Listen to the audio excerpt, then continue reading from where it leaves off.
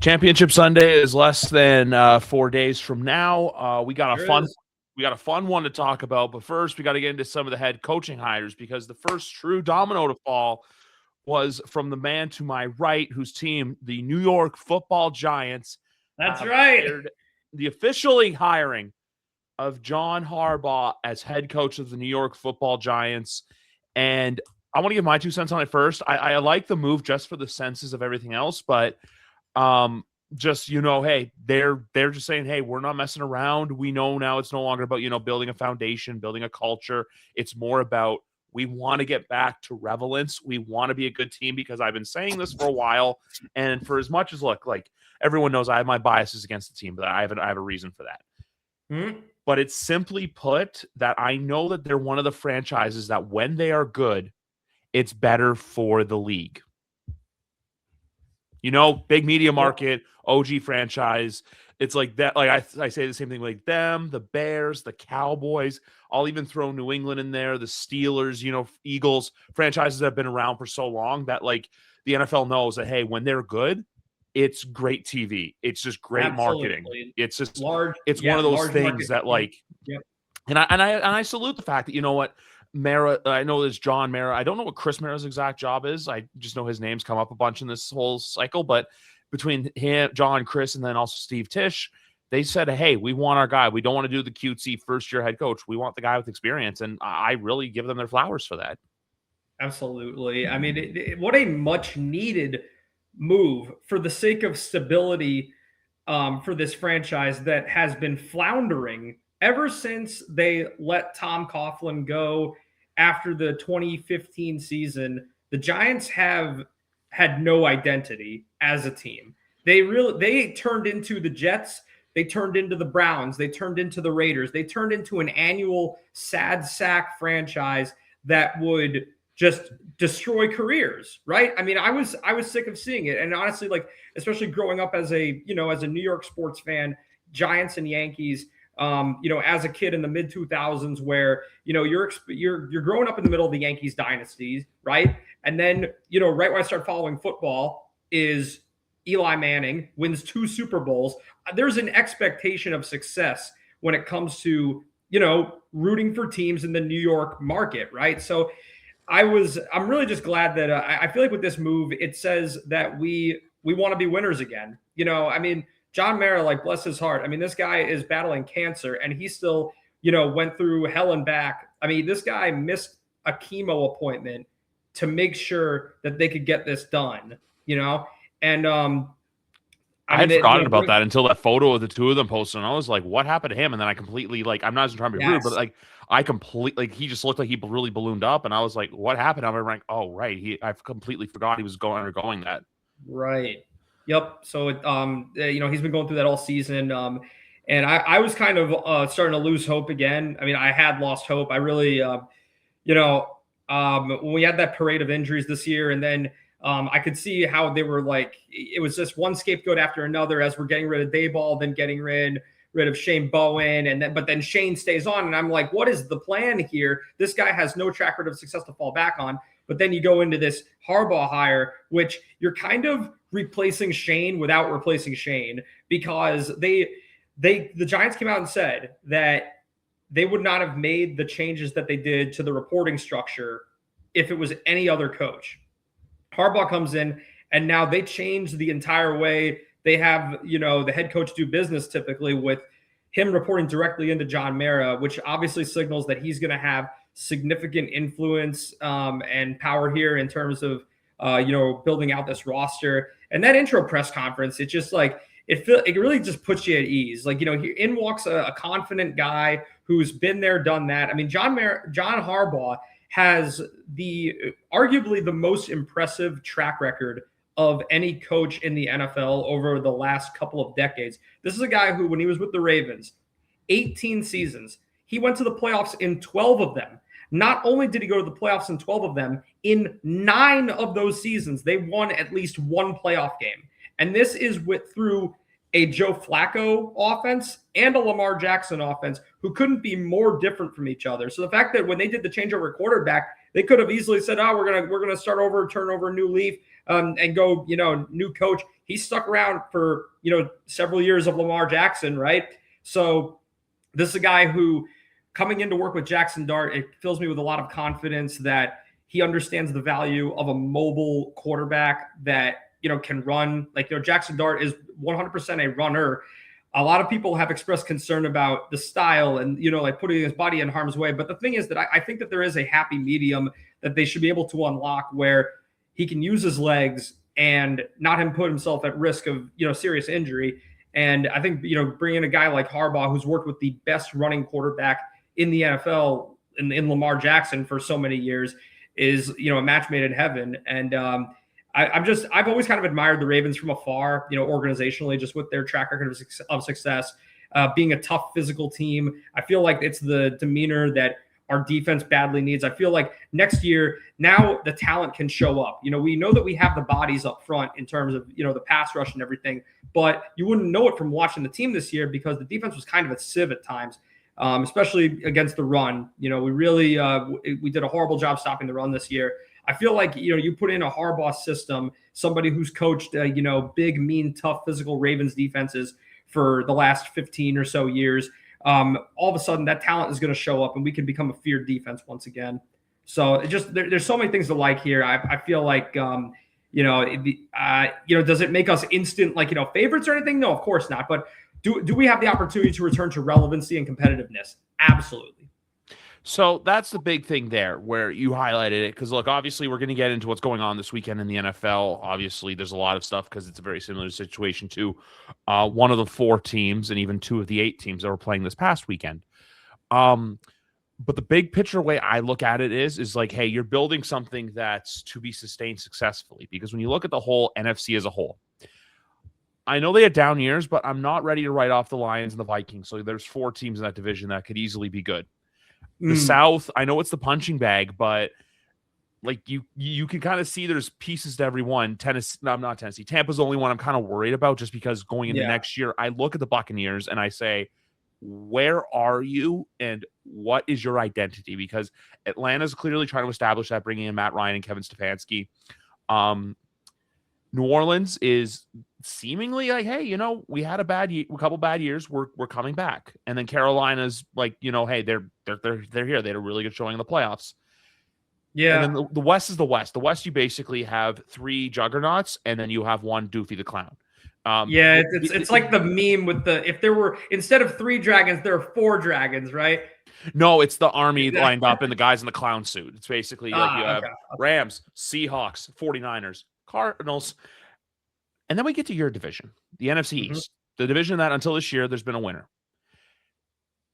Dallas, like, I still don't know what to think.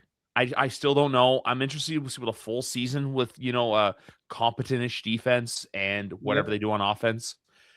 You have a Washington Commanders team who, I'll say this, they're the team under the most pressure next year because, look, for all we know, they turn into the 2021 Atlanta Hawks. I've been seeing that go around where it could be same old Washington, Redskins, Commanders, tomato. Yeah. And then you have the Eagles where it's, again, there's not that there's pressure there, but I just feel like with Philadelphia, they do this thing where it's like, hey, one year we're great. One year, like, okay, we regress and we're there. The Giants have the best chance to take advantage of everything. The only thing that's going against them, though, is the fact that their 4th place schedule, they play the NFC West.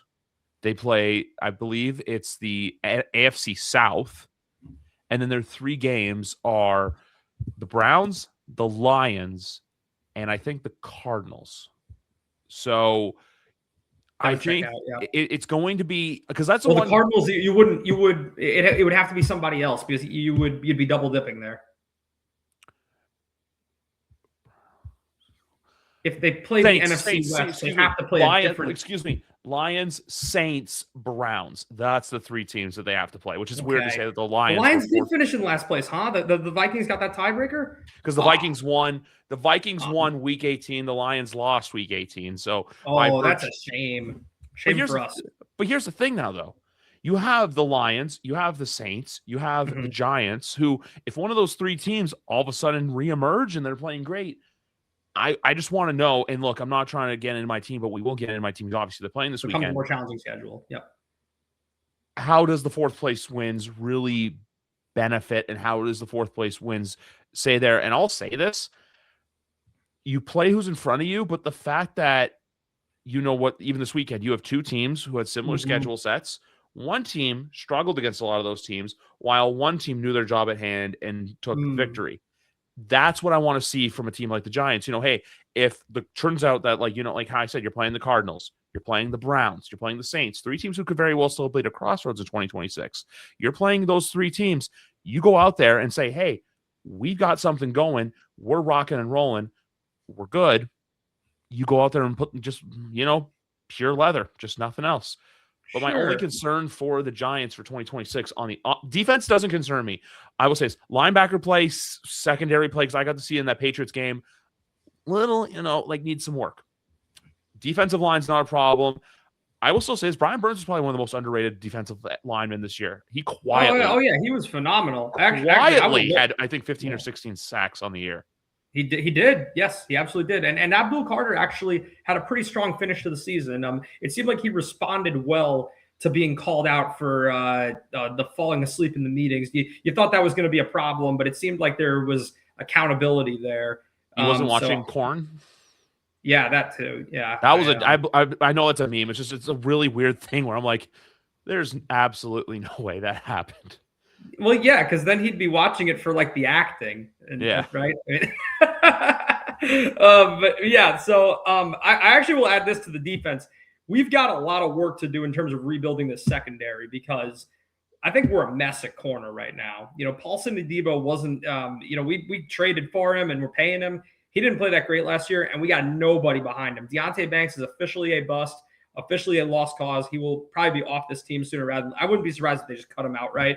And there's really like nobody else behind him. Like, I mean, we're talking about Corey Black and Cordell Flott. Like, these guys are not serious corners. So we got to go get somebody good. I think that we could potentially make some moves in free agency or, you know, the draft for that.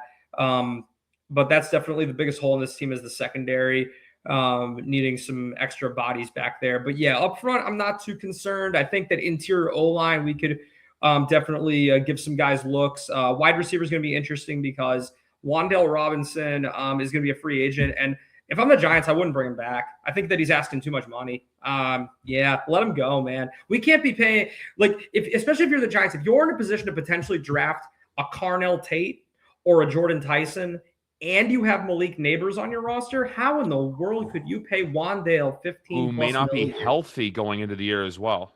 Not Wan'Dale, Malik Neighbors, because I've seen reports that apparently he's still walking with a cane, and they're saying that his ACL recovery is taking a little longer than expected. So we'll see what happens. There's still a long time to go in the offseason. Obviously, look, for the 28 teams that are out, we got 6.5 months to go until we're at that, or less than, we're about 5.5 months until we're, we are literally at the 7.5 month mark until regular season football is being played in the NFL for most of these teams on September 13th. Right.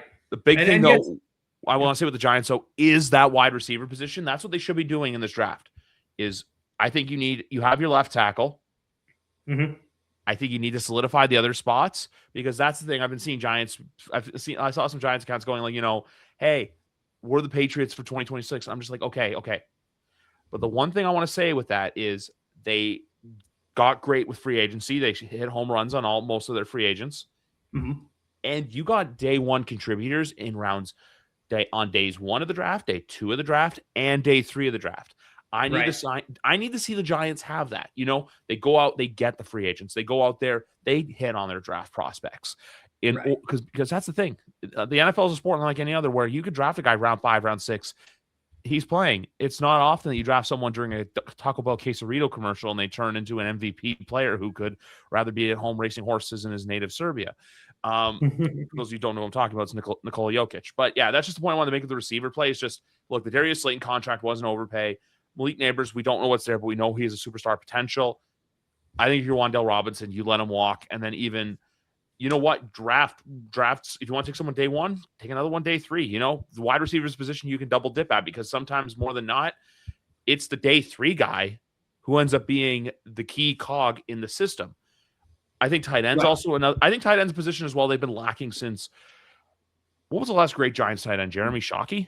Right. Yeah. Well, I mean, I think with tight end, it's they've got Theo Johnson from Penn State, who it seems like they want to make it work with him, but he's got a bad case of the drops. He's a very Jekyll and Hyde kind of player. Like I'm not saying give up on him. However, Give him they've been someone to talking compliment about him. the Giants targeting Ravens guys in free agency. To me, I think if you go and get Isaiah Likely and you have a nice little tight end platoon, I think that would be really good for them, because I thought Likely was, he showed a lot of potential over in Baltimore. I actually thought that they were going to commit to him and let Mark Andrews go, not the other way around. So if he's testing the market, I could definitely see. And plus, if Todd Monken doesn't take that Browns job, they say that he's all but going to the Giants to be our OC. So I expect us to definitely be targeting some available Ravens players.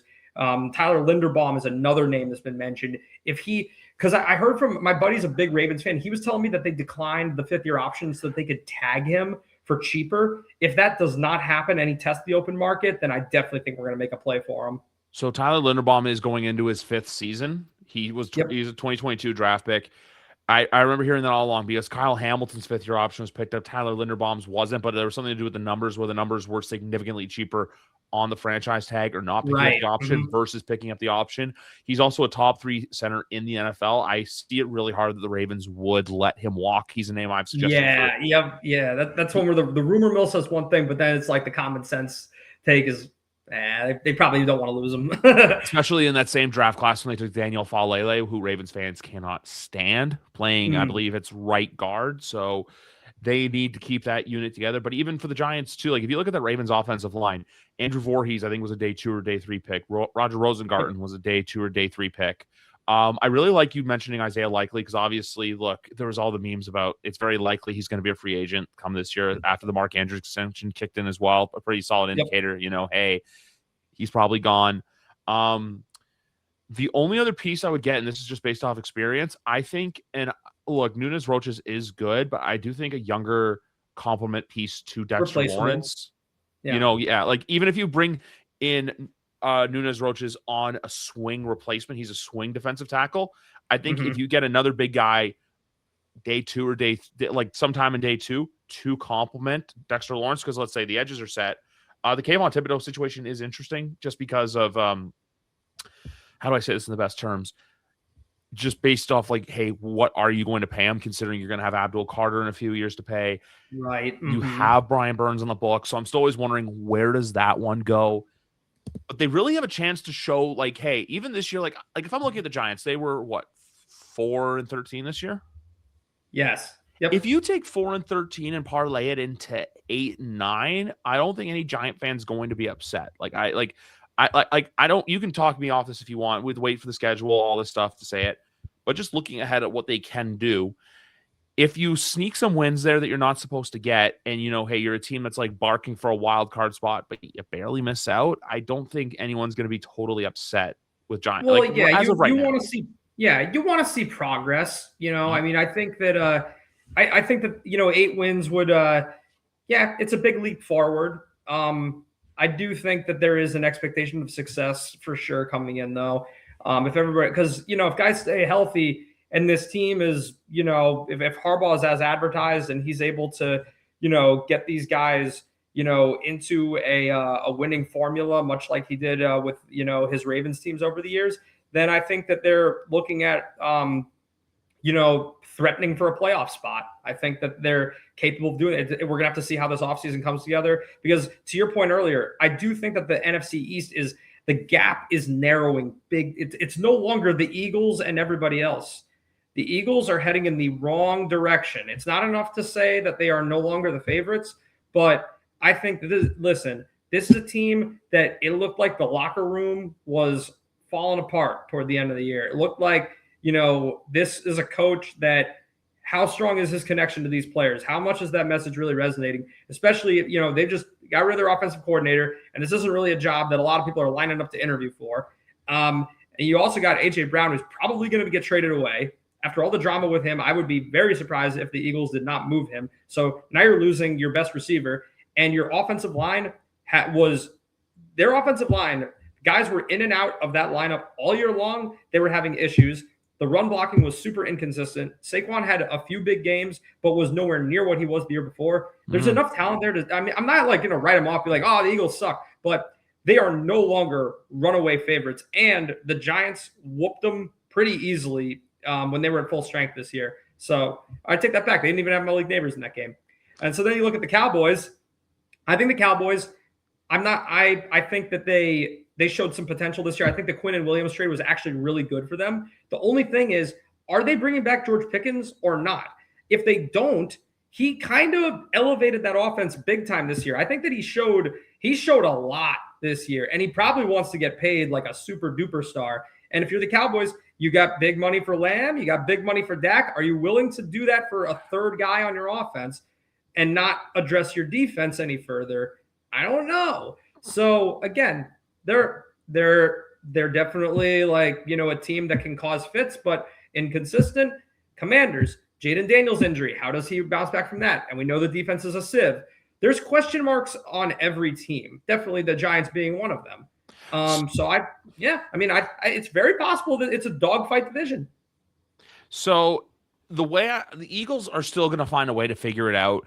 Obviously, the only offensive line questions I really have is if Lane Johnson is back, just because, obviously health, age, all those concerns. He is a first ballot walk into Cooperstown Hall of Famer, though, not taking that away from him. You have that. You have Cam Jurgens, because also everyone was saying, the tush push is working. Yes, because Cam Jurgens isn't Jason Kelce. Jason Kelce's aren't just replaceable. You're not going to walk in and expect Cam Jurgens to be Jason Kelce.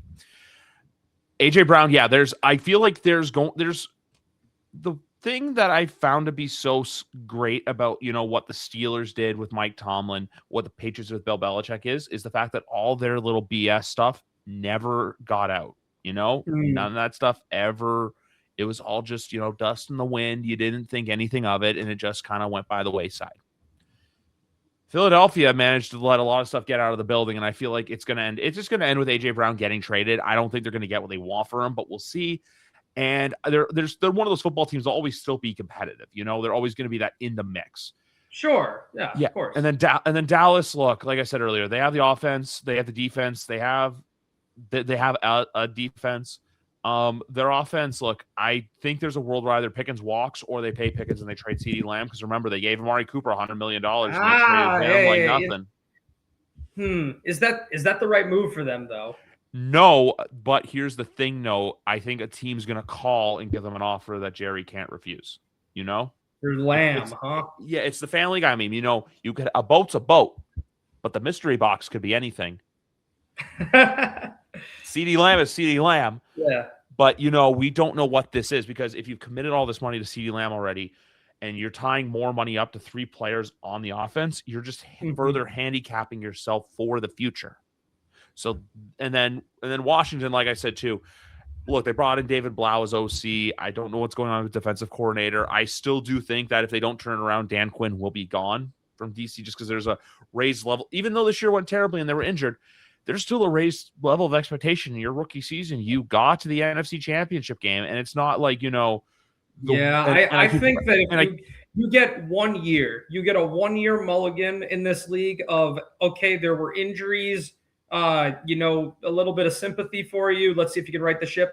To me, if the Commanders have another losing season next year, especially one where they're nowhere near playoff contention, whatever the reason may be, I think that you got to cut bait and move on, because at that point it's like, all right, the NFC Championship thing was forever ago. This is now same old crappy Washington. Yeah, that's just exactly it. It's because I look at the way like this with Washington. Them getting to the NFC Championship game is not like the way a certain team got to the AFC Championship game this year. You got your back door into the playoffs. You went to Tampa. You took care of them. You went to Detroit. You shocked the world. Yeah. Then what happened? You had to play the best team in the league in the Philadelphia. You played one of the best teams in the league in the Philadelphia Eagles. It wasn't even remotely competitive. Didn't look like they belonged on the same field as them. Yep.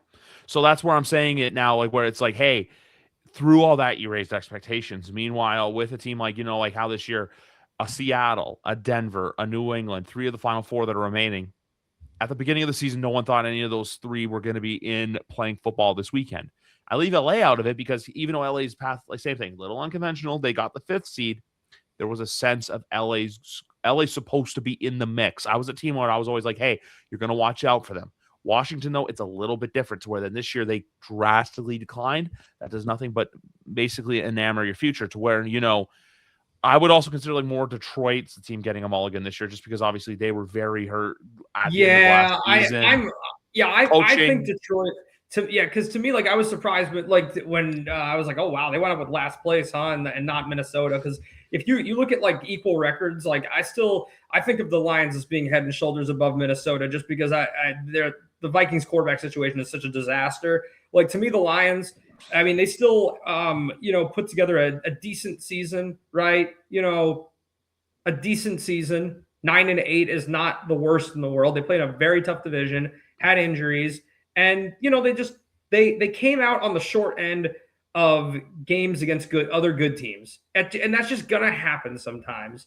I still think very highly of their offense. I think that they're very dangerous. Any team in the league should be concerned when they have to play them. I think because who the hell wants to go up against Jahmyr Gibbs and Amon-Ra St. Brown and Jameson Williams? Nobody.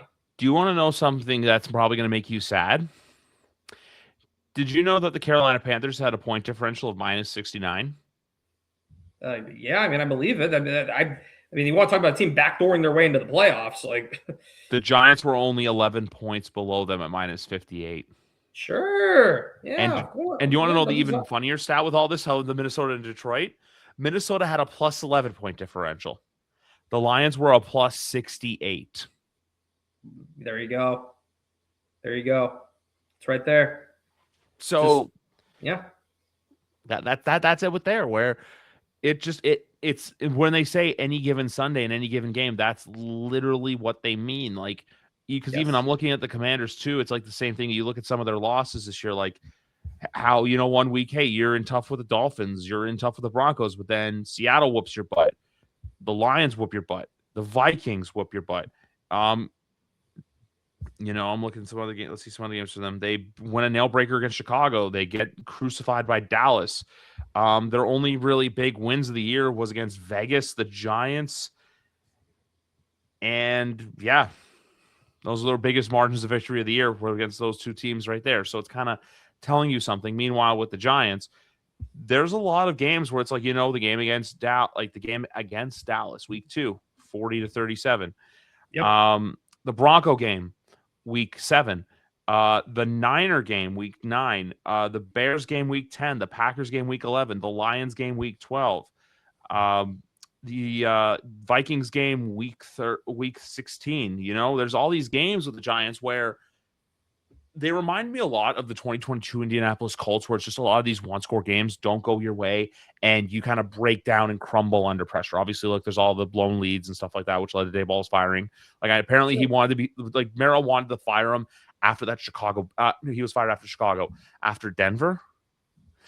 But there's a side to the Giants though now where people are going to start to figure out, like, hey, I don't want to even say figure out Jackson Dart. It's how does Jackson Dart evolve his game? So you have to keep, being one step ahead of him.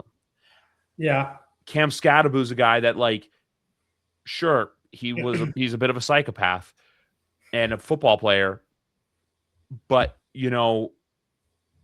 we know off an ankle injury, like the way he was, like off the way he hurt his ankle, is it a guarantee that he's going to be the same player? We don't know right away. And it's the same thing with neighbors, just because of the natures of the injuries. That's all.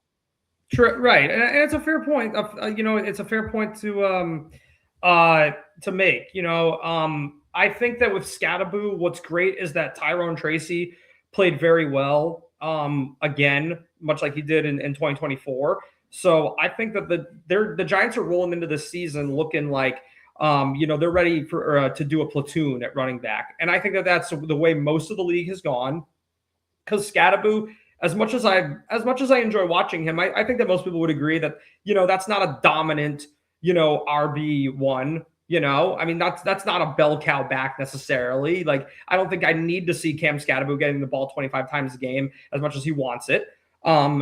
So I'm happy, especially coming off a major injury, taking the pressure off of him and doing a platoon backfield with him and Tracy. Also, because like that is something that Harbaugh is very used to. That what I'm really excited for with the Giants next year is that the Ravens have had such an identity over the years of running the ball and running the ball very, very well. It wasn't just like people forget, before Derrick Henry got there, this is a team that did damage on the ground, big damage year in and year out. And sometimes it wasn't with a great running back, but the system was designed around running the ball that they could get production out of anybody. They had that great, 1-2 punch with J.K. Dobbins and Gus Edwards. And there was even another year where like everybody got hurt and they even had to go like dumpster diving for guys like Devonta Freeman.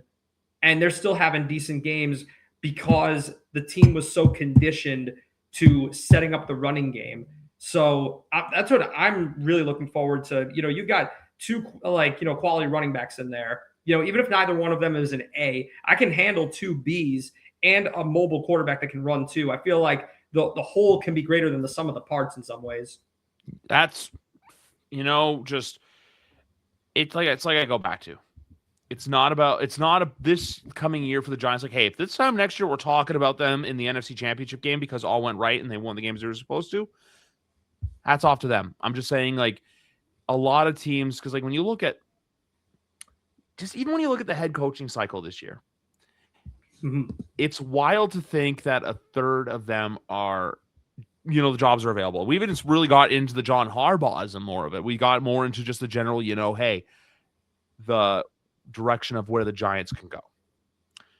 But when everyone's saying, should John Harbaugh had waited a few days, it's like, what happened? I almost said the Roonies. The Maras finally realized to get our guy, we got to give him what he wants. Yep. The Joe Shane thing was very important for them to do it when they did that, because man, it's you fumble it, it's same old Giants. Yeah, you fumble it, same old Giants, and we're in a very transitional phase right now when it comes to coaching in the NFL. In terms of like you look at most of the available head coaching hires, a lot of them are, coordinators or very recent, guys to take that step to elevate to head coach, right? It's not like you have a plethora of household names become available, right? I mean, Harbaugh was there, and then now you got Sean McDermott. Mike Tomlin is not going to coach next year. I don't know if I believe never again, but not next year. So the drop off in experience was heavy. I like Kevin Stefanski. Would he have been good? Maybe, but I don't view him as transformational. I would not have viewed, a Chris Shula, as good as he may be. Is that transformational? No. When you get a Harbaugh coming in, that's somebody who you feel comfortable giving the reins to. Like, this signals a change for the organization. Chris Shula is going to make a good head coach in this league one day. I'm still wondering when that Rams season does come to an end, how many of those guys are plucked, because like you have Mike LaFleur, you have their passing game coordinator, you have Chris Shula. But no, it's like I said earlier, and also Mike Tomlin, I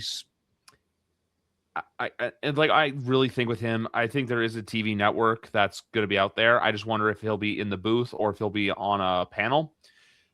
The Kevin Stefanski one's interesting because I do think Atlanta's a good fit for him, where, they're kind of like, hey, we got it. We've got an offense.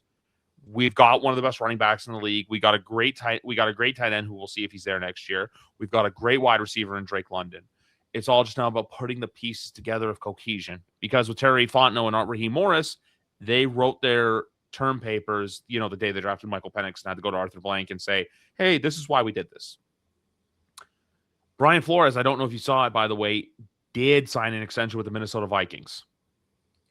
That's an interesting one, because I would think he would have gotten some looks, particularly he would have, but the Vikings are in another situation though where I quietly think it's the coach of the year thing, where you get named coach of the year and results don't go your way, you're thrown out. Look at Kevin Stefanski. He won that award twice. First chance they got to fire him this year, they did it. Meanwhile, with Kevin O'Connell, they don't turn the ship around next year. I think there's going to be some questions to be asked in the Twin Cities.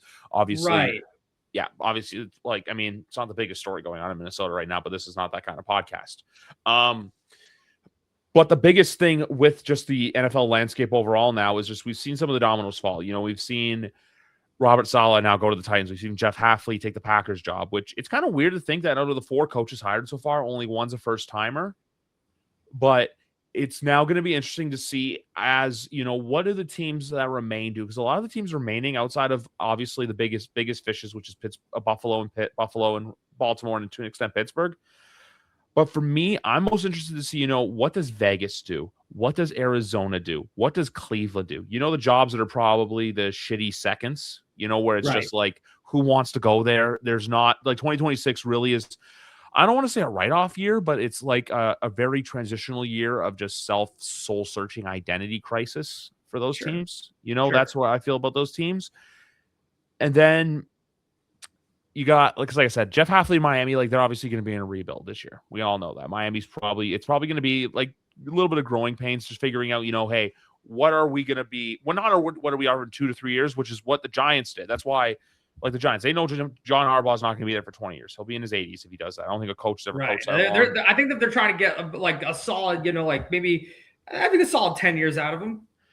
You're trying to get like that 5 to 10 year window out of him where it's like, hey, if you can get that, it's a rousing success. Even if the Giants don't win or get to a Super Bowl, if they're always in the playoff conversation, because like if the Giants have turned out to where the Buffalo Bills currently are or where the Baltimore Ravens currently are, where it's, hey, you're always in the wild card round. Hey, you're always in the divisional round. Sometimes you're going to sniff a championship Sunday NFC championship game. That would be a great problem to have, and I know that exactly. I've been there with the Yankees of, where, I know what that expectation is like, where, it doesn't make a Yankees fan feel happy to make the playoffs. It never will.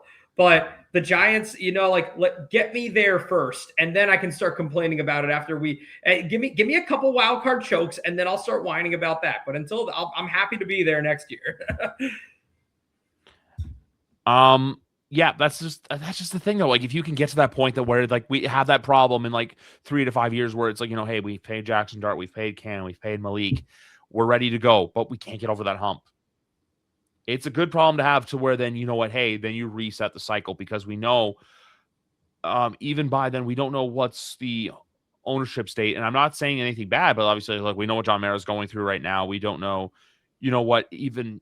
And I'm not saying, he's going to be gone from the world in that time frame, but what if he takes a step back because, the health problem, because of his health, because we've seen that in football all the time.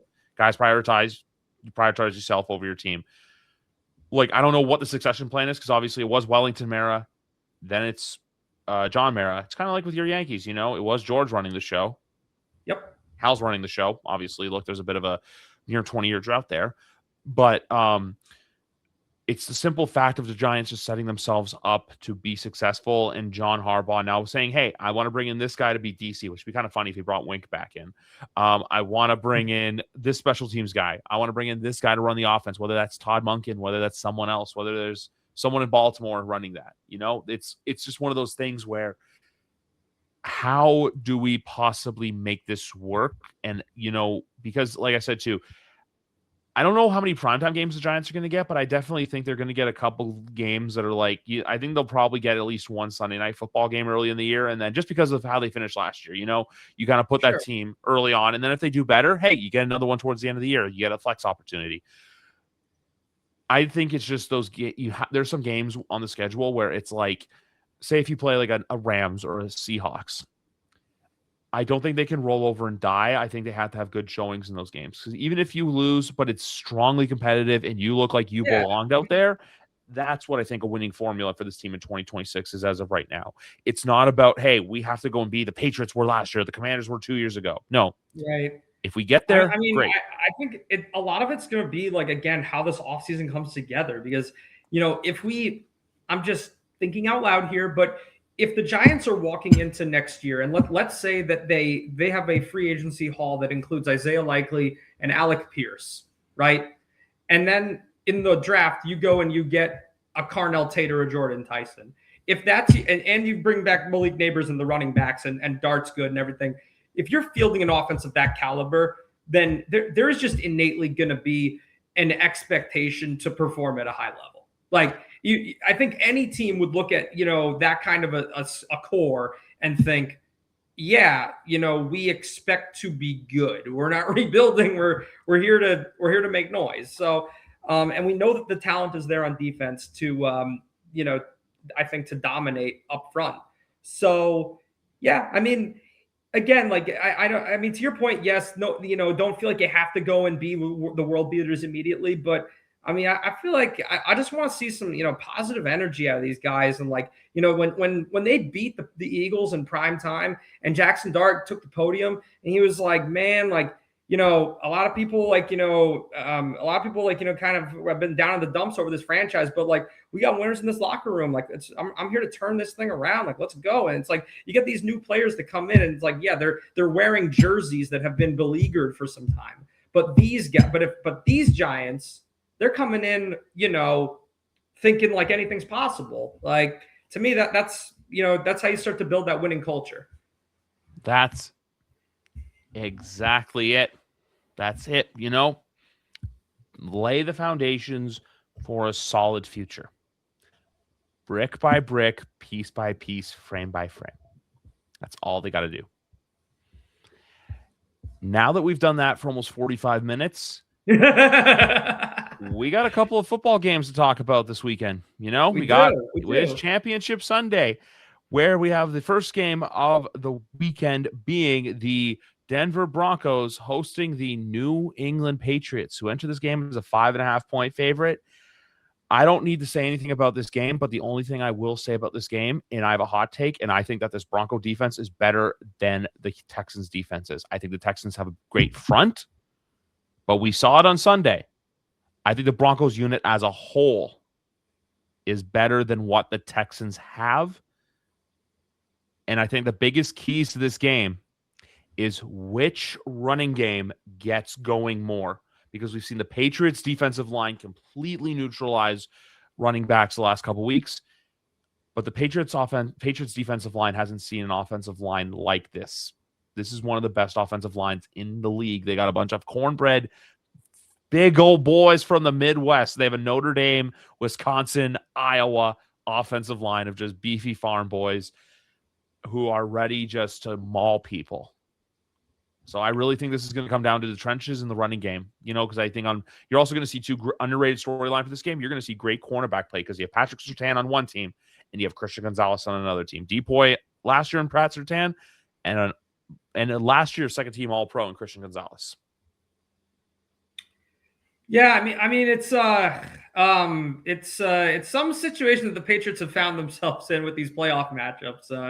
I mean, man, like this is the third straight depleted opponent coming in, but hey, I mean, honestly though, the Patriots, I think that defensively they've played outstanding in the postseason thus far. I've been particularly impressed with how they've dominated against the run. Which is why, and you're coming in, Bo Nix or no Bo Nix, that's a weak spot on Denver. RJ Harvey had really every opportunity to be great this year, like once J.K. Dobbins went down with injury, and he really was, I think that he showed an inability to take command of that backfield. I just, when you're putting a Jarrett Stidham out there who hasn't started a game in, over 2 years, I think that it would really have helped him if he had a nice running game to fall back on, but that is that's not really the case. I do think that it's Denver, it's a tough place to play. I had this conversation with Big Rat already. Doing this on the road for the Patriots to win a third straight playoff game. Drake never May won a playoff game in Denver. Tom Brady and Bill Belichick are 0-3 in Denver all time. There you go. Yeah. I mean, and Drake May, playoff virgin, eventually the heartbreaks, it's going to come, right? So is this where the magic runs out? I think that the Patriots have enough firepower to still win this game. I think that Buffalo showed that although the Broncos do sport a quality defense, it's not a defense that you can't move the ball on. And particularly, see, this is where positional stats are a little misleading.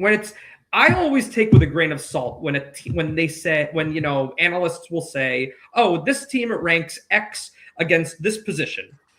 You have to look at who they're playing. The Broncos ranked number 2 against the run in the NFL. What division do the Broncos play in? The AFC West. The Chiefs have a horrible running game. We know that the Raiders really, really struggled in terms of, run blocking and, opening up holes for Ashton Janty, even though he's very talented. And then you got the Chargers, who've had a parade of injuries at running back. So have the Broncos really been battle tested against the best running backs in the league? Not necessarily. And the Bills, James Cook had a very good game last week. Over 100 yards. Yeah, exactly. He was great. So Ramondre Stevenson, I mean, to me, he's been the playoff MVP for the Patriots offense. I think that, I wasn't surprised that Mike Vrabel was more confident leaning on the veteran back. Unfortunately, Henderson's had kind of a tough go of it the last couple of games. But Stevenson, I mean, the versatility in the passing game with him and how much of a physical runner he is. I think that they're going to, be leaning on him again because, hey, Drake May hasn't played perfect. He has turned the ball over and he hasn't had to pay for it yet. So to me, this game is going to be about winning that turnover battle. Denver is going to have to win that turnover battle to have a chance in this game. I wouldn't say that, Jared Stidham's a competent backup, teams are expressing confidence in him.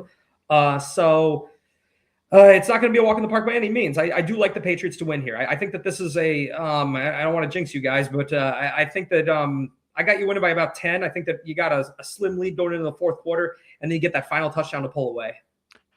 I just really think that with this game, it's going to go one of two ways. And I'm hearing all this stuff about, all the money's coming in on the Patriots. Patriots, the line's all the way up to -5.5.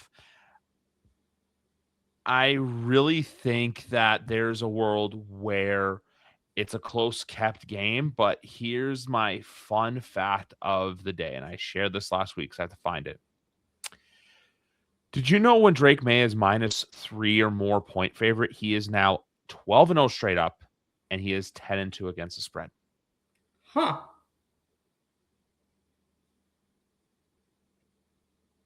Yes, sir. Did I just blow your mind there?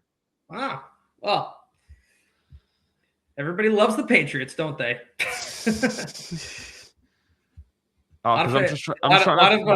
Yep. I mean, I'm sure a lot of that's this year, right?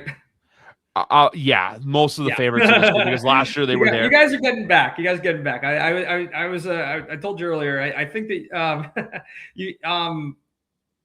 the hate's not going to come until you start winning, getting some championships. But for now, more fun team to root for than you used to be.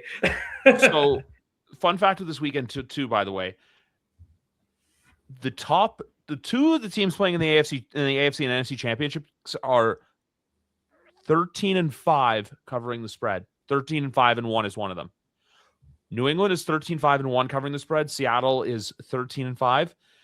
The Denver Broncos are 8-9-1 covering the spread this year. No shit. Worst spread team, fun fact, by the way. The Tampa Bay Buccaneers were 5-12. And the Giants were a pretty good 9-8. So if you bet Giant spreads this year, flowers to you. But no, I really think this game's just going to be – I think it's going to go one of two ways. I could come out here and say, hey, we're going to lay belt. I honestly think this game is going to be one where it's a little bit closer. But with Drake, here's the thing. The more and more you let him stick around and not pay for those mistakes, the more and more he gets going. In the second half is when he thrives because I trust him to make a play. I know Sean Payton saying, we're going to let Jared Stidham sling it. And I know Sean Payton likes his guy. But when you haven't thrown a pass in 2.5, you haven't played in the game in 2.5 years, and you're expected to go into the AFC Championship game and be a gunslinger. And I know there's the Nick Foles tweet that made its rounds, which I love that. I love for that Super Bowl because there's so many people in my grill about it. And I was in a group chat with a Giants fan, and someone's like, no, fuck this. We hate this. Where it's like, yeah, the Patriots lost, but the Eagles freaking won a Super Bowl. I don't think it's the same situation just because, that year's Philadelphia team was doubted all the way through. I know they were the one seed. I know they were popular, but no one gave them a fighting chance. This one's different. There are people out there with Denver. Like I've seen people saying like, hey, it's a win-win for Denver. It's like, hey, if we win, we go to the Super Bowl. But I'll say this, they go to the Super Bowl, it's going to be like the Denver-Seattle Seahawks first Super Bowl, no matter who makes it out of the NFC. I really think if it's Denver, they're getting belt. Yeah. Like I'll say that. And I'm not talking me being biased or me being salty. I just think if it's Jared Stidham against Sam Darnold in the Super Bowl, which look, Lord, like who? Like, if it's Jared, man, listen, man, I work in the telecoms industry, man. Like there's gonna be, man, these advertisers are gonna be at Goodell's doorstep with torches and pitchforks, being like, I paid $50 million for ad space for this. DraftKings is just gonna be like, we're not the king anymore. We're not supporting this. We're taking our DraftKings and going elsewhere. But no, just I'm looking at that like where I'm like, yeah, because like as of right now, even as a Patriots fan, I really do see if it is Seattle if Seattle does win on Sunday, I think they're the team to beat. But I really think if the LA Rams get to the Super Bowl, I think it's going to be one of the AFC, whoever makes it out of the AFC, just because I think the Rams can be got more than the Seahawks can be got, just because of how their defense looks. I don't think people are overlooking that enough, and we'll get into that in a bit. But for me, I'm going to stick with the Patriots. Hey, you know what? Ain't nobody like us. I like us. We all we got. We all we need. Before we get to the NFC Championship game, though, we got to touch on the Buffalo Bills because their GM and owner decided to open their pretty little mouths today. And there is some tea, huh? Oh man, yeah. There's a point right now with that franchise where it's like, okay, great, you opened your mouth, you didn't take criticism all that well, and now it's we never wanted to draft Keon Coleman. Oh, it's because we lost, and I'm sorry, it wasn't a catch. It wasn't. The rules, like, because the NFL officiating is not perfect, but you have to survive the ground, and you can tell the point when the DB, I forget his name, rips the ball out of Cooks' hand. But at the same time, too, with Buffalo, you're essentially asking the two things that happen in this game. One, you always ask Josh Allen to be Josh Allen, but sometimes when he starts to get cute and play hero ball, it backfires. Like that play right before the end of the first half where you can just take a knee and go into the locker room. Nope. What did you have to do? You had to go and play Superman. You had the ball out like this. You fumble it, and they put 3 points up on the board. Those 3 points are the little difference between them winning and losing the game. The things you don't talk about. Dawson Knox was wide open. If he catches that ball, that's game over. That was the see. I am partial to. I do think that there were not just that catch, but I think that there were multiple instances of a very tough break I thought that the officials in that game did do a horrible job, and it went against Buffalo many occasions. However, the one thing that I think you can't take away is that, yes, Buffalo, despite all of that, had the opportunity to get a very easy walk-off touchdown with Dawson Knox, and Josh Allen just missed him. So that's totally a thing that happened. And at the end of the day, they did turn the ball over 5 times. Josh Allen was reckless with the football in that game. There were moments that he did really good things, and then there were other moments where, he'll tell you himself that he made a lot of mistakes. So you gotta. Now you're playing the blame game. You're pointing fingers. It's been because this has got to be like a tipping point, right? Like there was no Patrick Mahomes. There's no Lamar Jackson. There's no Joe Burrow. You got to take care of business. If you're like.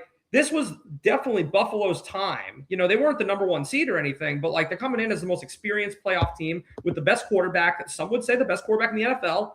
Some people make that argument, and you didn't get it done. So, now things are kind of coming to a head. And again, whenever it comes to a coach getting fired, the question I always ask is well, who are you going to get that's better? So who's the next man up that's going to lead this team and improve on what you got out of McDermott? Right now, you got a GM that's kind of on a hot seat. Haven't really done the best job building around Josh Allen, if we're being honest. He just got promoted. There's no hot seat for being. They literally just gave him the title of president of football ops. Right, misspoke. Theoretically, you would think, right? Nope. If the GM's in the back pocket of the owner, that's just. Yeah, it's just one of those things where. I question where is the accountability? for not building that roster better, because this is a quarterback that, Josh Allen takes a massive leap forward when you add Stephon Diggs to that team, right? And then he gets taken away. You don't replace him adequately. And it's like you're walking into a playoff game with Khalil Shakir, a washed-up Brandon Cooks, and Keon Coleman as your receiving core. It's basically always going to come down to, oh, but Josh can rescue us. Oh, but this, oh, but that. Oh, one Superman, man. Every single quarterback ever. I'm going to give an expression that Phil said once on this podcast, but if ands and buts were candy and nuts, we'd all have a Merry Christmas, It's one of those things. There's another expression I like to use, but I'm not going to say it on air just because I don't want to get flamed for it. But, I look at it too where I'm like, even like there's parts where Bean was talking and Pegula's just like coming to interject, and I just want to be like, Terry, shut the fuck up. Like, what are you doing, dude? Like, all that should have happened with Terry Pegula, hey, we made a change. Brand will answer all the questions. And then Bean's the one who has to face the media. But now there's receipts coming out because Bean was on board to draft Keon Coleman. They've been trying to make it seem like, McDermott just wanted to draft him. This was nothing that Brandon's doing. It's just it's silly and ridiculous, and it's a narrative that just has to change for Buffalo. But for right now, they're at a major crossroads, and I think they're panicking, man. They see you guys. I mean, this is like it's like the Eagles thing, that I hope is the case for us. I have a better comparison. I have a better comparison for what they are. What? This regime did win a Super Bowl. Do you remember what the Green Bay Packers were like from basically after they won the Super Bowl till Aaron Rodgers left, where there was always just like back and forth bickering and just couldn't get over the hump and all that stuff? This is what this reminds me of. Like the Packers in 2013, 14, 15, 16, 17, 18, etc. This is what this reminds me of, because it's not just us being relevant again.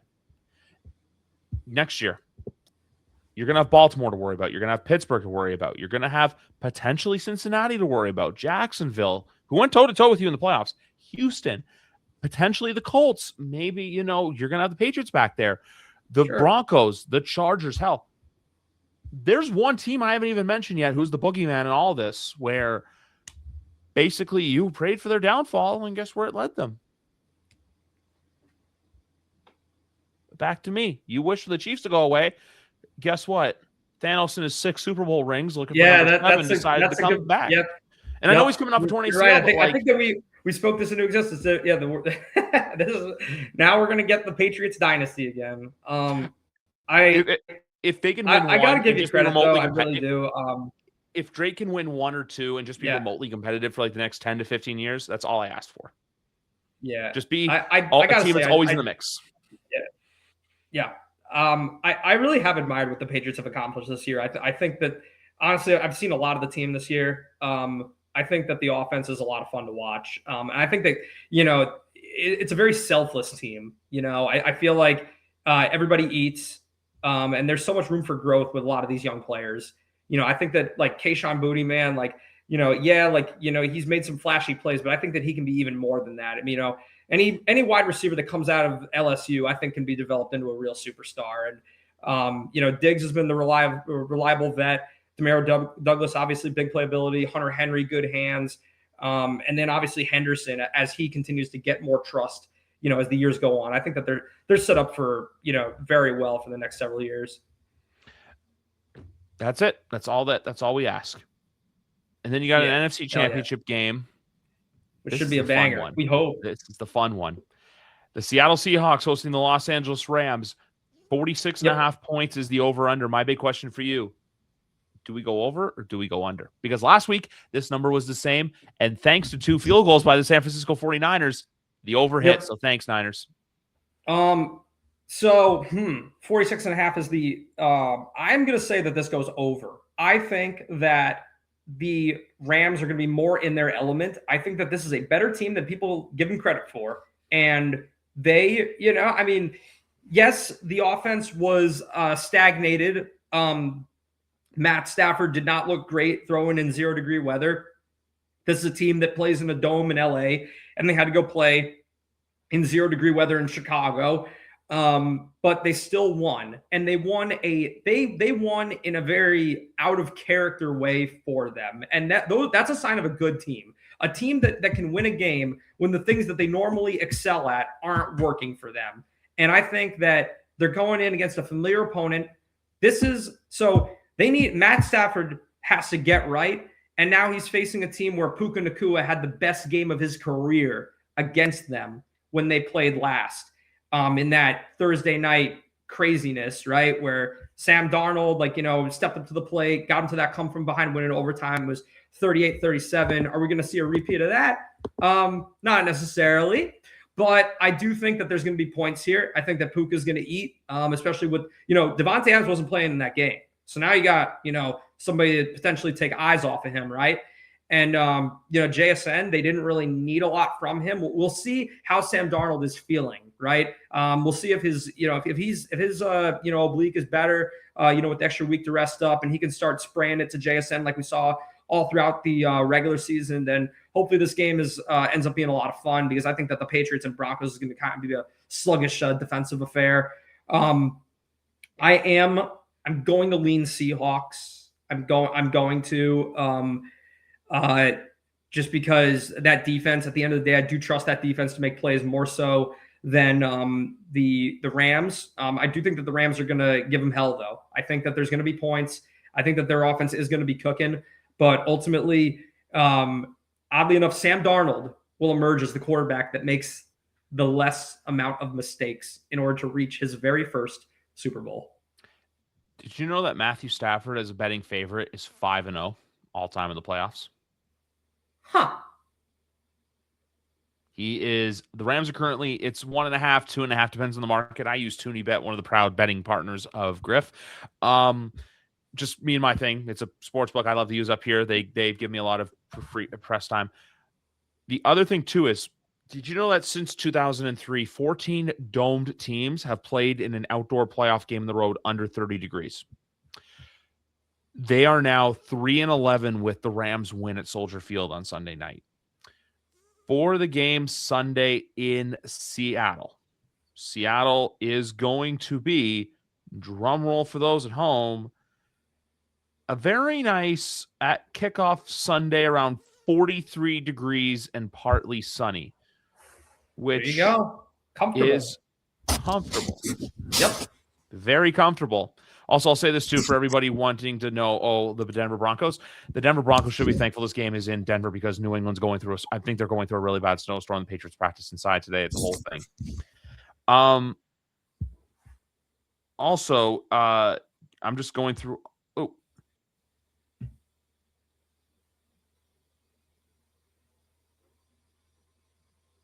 I'm going to open up some from the Action Network. I found some betting trends. Do we want to hear them going into Conference Championship weekend? All right, go ahead. Jinx the parlays I already put in. Let's hear it.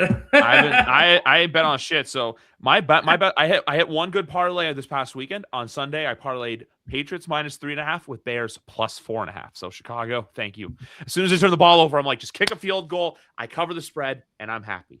Nicely done. Yes. The Broncos are a 5.5-point home underdog in the conference championship. This is the largest home underdog in a conference championship since the 1970 merger. The last time a home underdog was this heavy was the 1968 Cleveland Browns. The Patriots entered this season as an 80-1 long shot to win the Super Bowl. Now they are now the long shot of the Final Four. In the last 50 years, there are 11 teams to reach a conference championship game with preseason odds of 80-1 or higher. Of the previous 10 teams, 7 have lost in the conference championship, 2 have lost in the Super Bowl. Only the 1999 Rams are the only team to win the Super Bowl. There's the whole thing about rest advantage, where teams with the rest advantage are 21-7 straight up, which I think is a bigger deal for the Rams. I think that the rest advantage thing is a bigger deal for the later game, because New England played at home. Meanwhile, LA, you have to think about it. They had to go all the way to Chicago, then all the way back to California, and now they have to go all the way up to the Pacific Northwest. And like I said, too, Drake May, by the way, I said earlier about Drake May's 12-0 and then 10-2 straight up and against the spread when he's a 3-point favorite or more. Mm-hmm. The Patriots on average win those games by 16 points, 16.3 points per game. And also the road has been friendly to New England this year, where they are 8-0 straight up and 7-1 against the spread. They are the best team, second best against the spread team on the road this year, only behind the Seattle Seahawks. A unique spot for the Rams, as the Rams in the playoffs are the only 0-2 team against the spread, closing a -10 against the Panthers and closing at -3.5 against the Bears. Obviously, Bears lost by 3. The Rams are the first team in the Super Bowl era to lose against the spread in both rounds, but advance to the conference championship. And also too, see how the Broncos and the Rams won in overtime. Yep. Since 2015, teams off overtime forcing a team that was not are winning just 43% of their games outright, 46.2 against the spread. Those teams are 10-18 straight up and 11-17 against the spread. Losing specifically at the playoffs, what if a team off an overtime playoff win is playing a playoff game in the next round? 5-0 straight up and 1-4 against the spread since 2015, losing by 15.4 points a game dating back to 2002, 6-13 straight up in their next game. The favorites argument that all 4 favorites were 4-0 straight up last week for just the 3rd time in 20 years. And since 2003, underdogs in the conference championship are 20-24 against the spread. In the Super Bowl era since 1996, underdogs are 53-64-1 against the spread in the conference championship. And then Mike Vrabel has been good as a road favorite as head coach, going 16-6 straight up with both the Patriots and the Titans. Later in the season, it gets even better. In December or later, Vrabel is 8-0 as a road favorite, straight up, averaging 17.4 points per game. The only other one here is just about Sean Payton as a home underdog. He's 12-10. But you know what? That's that for betting records. Let's talk about this football game. I really like. I'm with you on the over just because 46 is that sweet spot. I think I like 46. I do like the under for the Patriots game though. I think last week, because last week everyone was like, oh, it's going to go over. It's going to go over. It's going to go under. It's going to go under. Boring game. I think this weekend we get the boring football game everyone thought we were going to get last week. I think the Patriots win this one, like, I don't know, like 20-14, something like that, where it's like, it's close for a little bit of time. Like I could see like a game where it's like, 10-7, and then like maybe Denver pull, and then like it's like 17-10. It's a 17-7, 17-14, and then New England kicks that like field goal and basically spends like the last 10 minutes of the fourth quarter just grinding clock. Meanwhile, with Seattle and LA, I have to go with the favorite. I just have to go with I want to go with Seattle for a couple of reasons. Because of what they did last week, I think is being overlooked a lot. I know San Francisco's really hurt, but man, everyone loves Zach Charbonnet. All the fantasy people, they love Zach Charbonnet. You and I love fantasy football. Yeah. They forgot about Ken Walker. Also he was on my parlay last week, had a disappointing game, who I think could have a big game this week. Oh, give me some Jackson Smith and Jigba. Yeah, absolutely, man. I mean, the Rams have a porous pass defense. It's something that I thought that the Bears were going to exploit a little bit more than they ended up doing. I really think the weather impacted that game huge. It was unbelievably cold, and because really, I think if you put that game in LA in a dome, perfect conditions, I think that it's like a 34-31 type of game. The other thing with that game, too, is Smith and Jigba in that game had 8 receptions for 96 yards. Yep. Kenneth Walker, the last time they played in that Thursday night thriller, had 100 yards on the ground on 11 attempts, averaging 9.1 yards per carry. In addition, he had 3 catches for 64 yards. They've been running these dump-offs to him, and the Rams actually have been kind of okay against the run throughout the season. So look out for if you're playing Ken Walker, I'd advise the rushing receiving yards, because the receiving's sneaky, especially considering with no Charbonnet, he's going to see excess touches. So line's kind of high, but I like him to go over the 110.5. I don't like Kenneth Walker to go for an anytime touchdown. I would avoid that. But here's the thing, though. Kenneth Walker, rush and receiving yards, 112.5.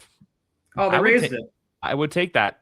112.5. Yep, I agree. I think we're going to see him get involved in the passing game.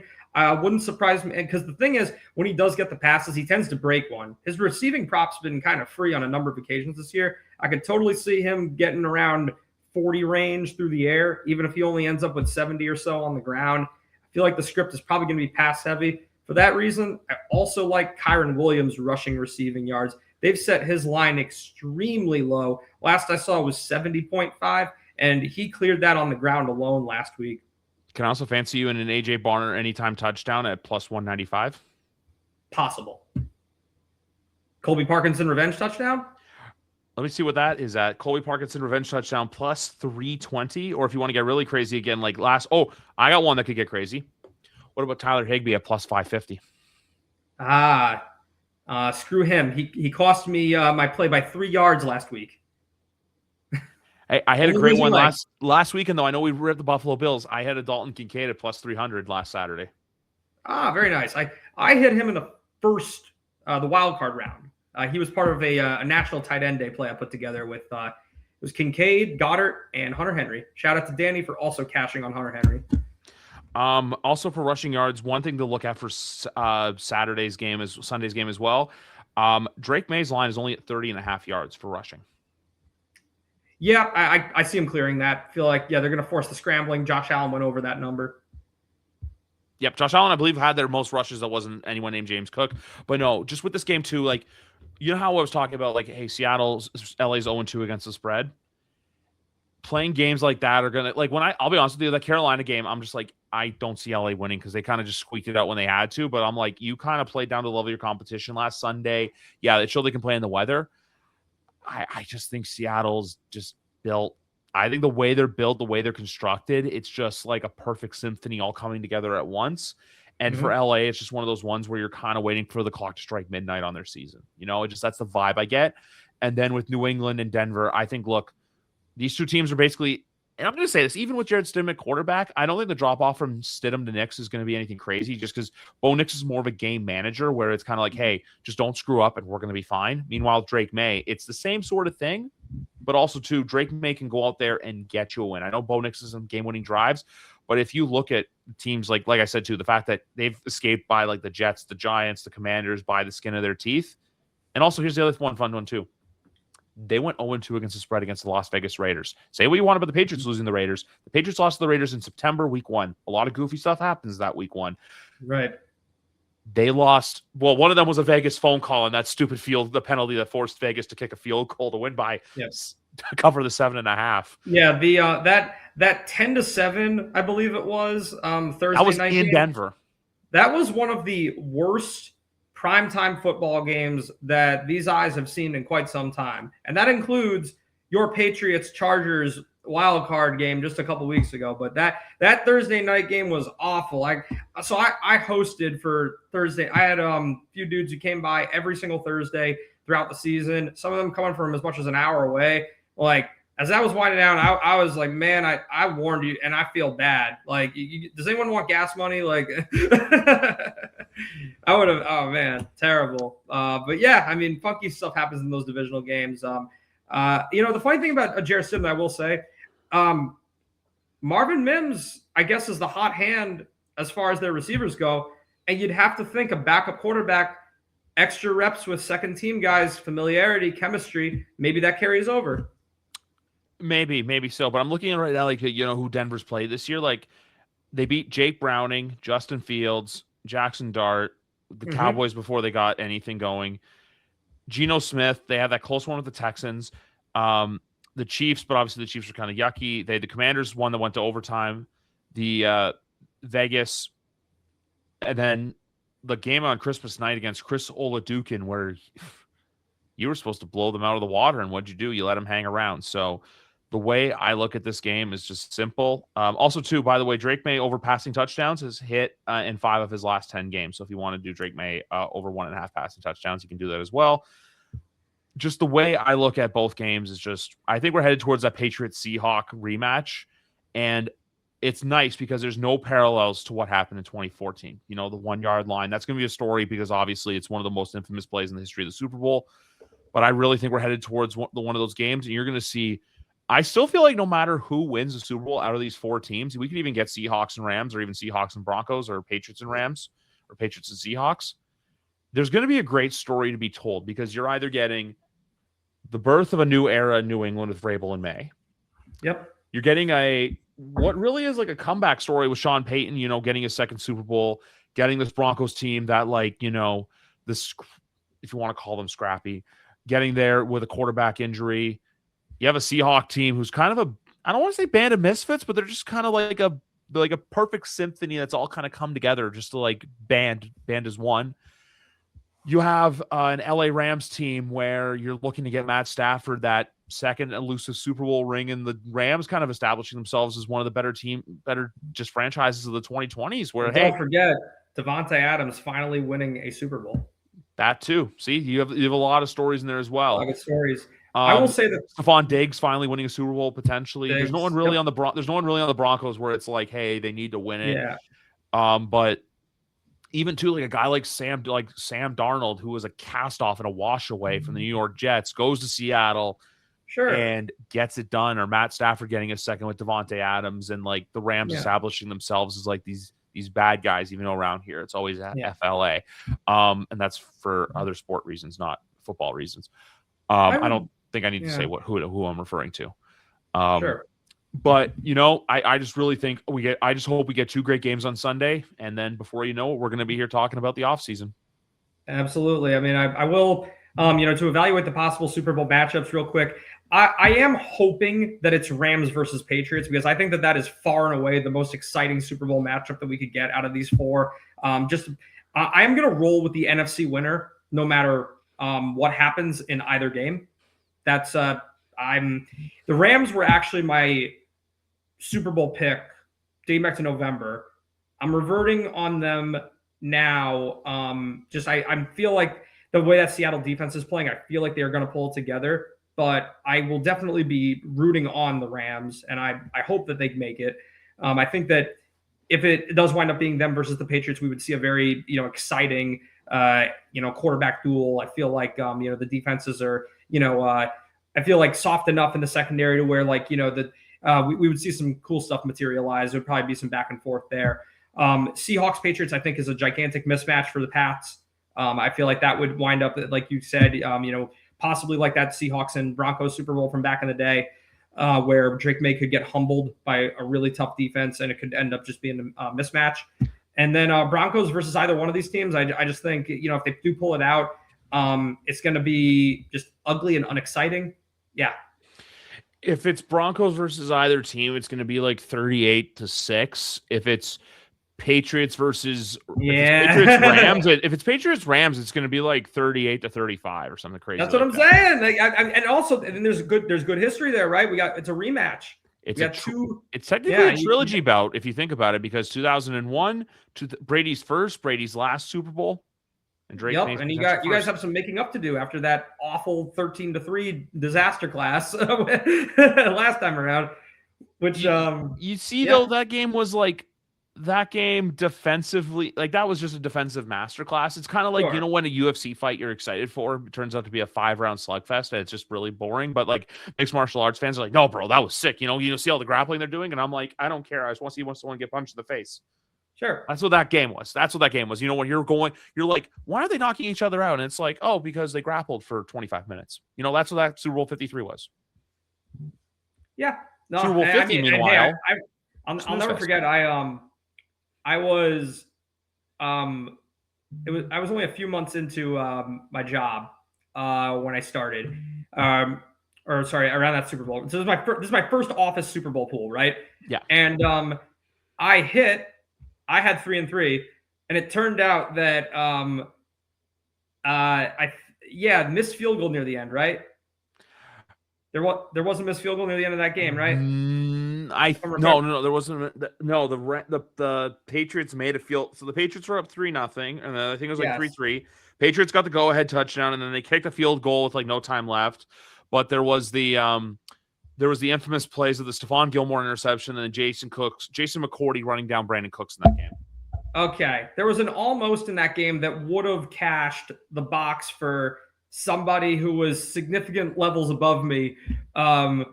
Apparently I broke an executive's heart by squeaking that one out. And I was only 5 months on the job, and everyone couldn't believe it. So I will, that's the only time I've ever hit big on a Super Bowl square. And I always look back on it fondly for that reason. Absolutely. Super Bowl squares time. That's the time of year's coming up. Also, one of my favorite episodes coming up too is a Degenerate's Guide to the Super Bowl will be returning sometime the first week of February, where me and great friend Andy McNamara at Dog Pound North in our fantasy football league, we come on here and we go over some of our best bets, because I won some pretty good bets at last year's Super Bowl, including a Devontae Smith anytime touchdown. Hell yeah. Folks, episode 420 is coming up next. I have no idea when it's going to happen. I don't know what the circumstances behind it are. You may see me next week. You may not see me next week. I don't know yet because I will be on vacation. But for Jared Silberkleit, I'm Griff Bordegon. This has been episode number 419 of YWC Football Talk. Have a great night, everybody. Enjoy Championship Sunday. And also, because I didn't say that much last night, congrats to the Indiana Hoosiers. Big Rat, I'm sorry, pal.